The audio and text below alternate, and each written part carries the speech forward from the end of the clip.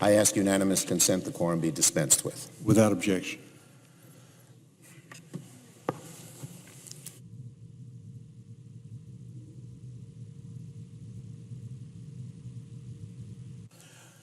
Mr. President, at midnight last night, roughly 25% of the government shut down because of one person and one person alone, President Trump.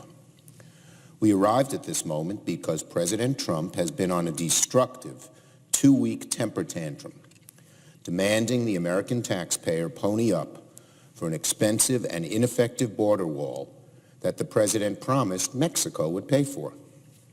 Make no mistake, the Trump shutdown is not about border security.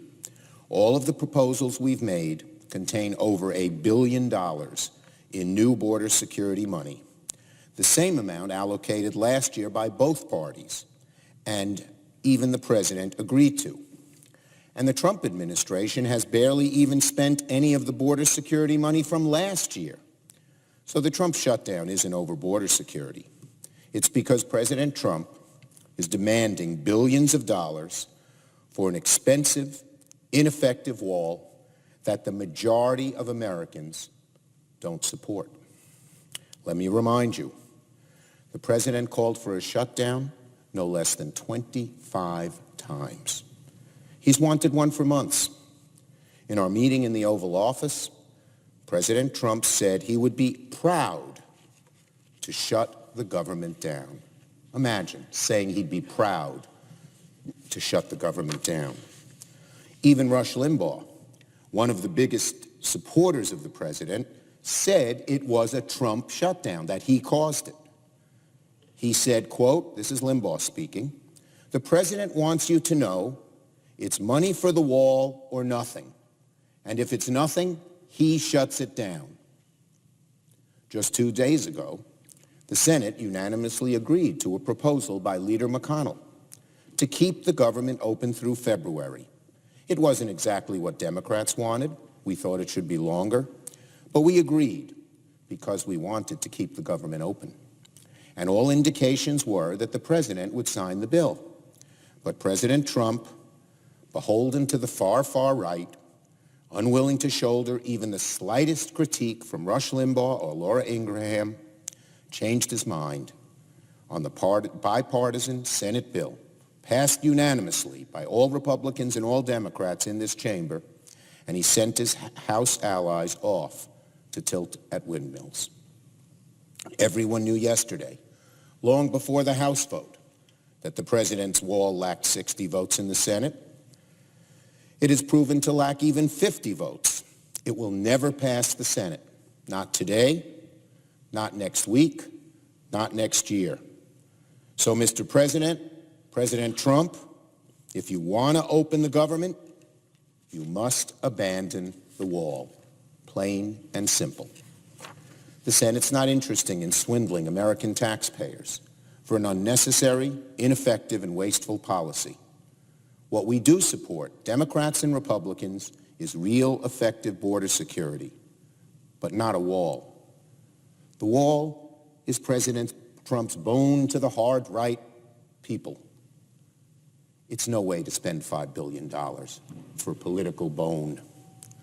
I've heard the president and his allies in the media say Democrats don't support border security. Nothing could be further from the truth. Democrats have always been for smart and effective ways to secure our border. We're pushing for technology like drones and sensors and inspection equipment. Every single proposal we made to the president included $1.3 billion for border security. The Trump shutdown provides $0 for border security.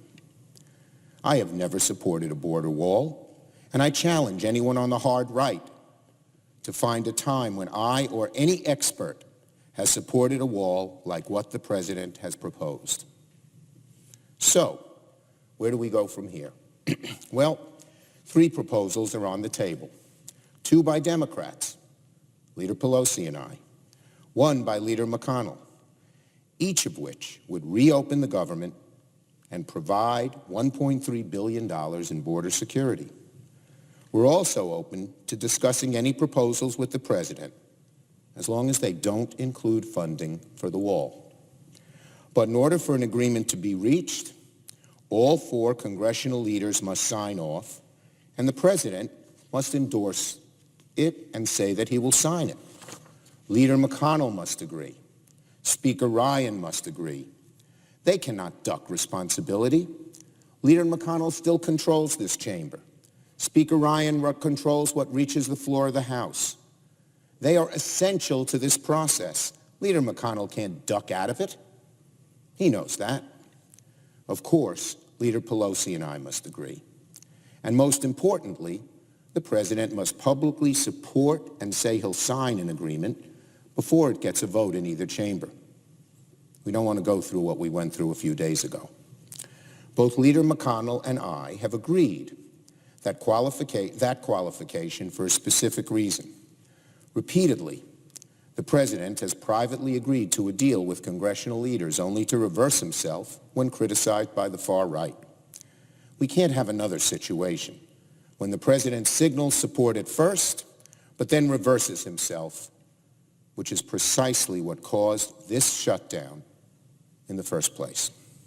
If Leader McConnell, Speaker Ryan, Leader Pelosi, and I agree on a solution, and the president says he'll sign it, we can end the Trump shutdown immediately.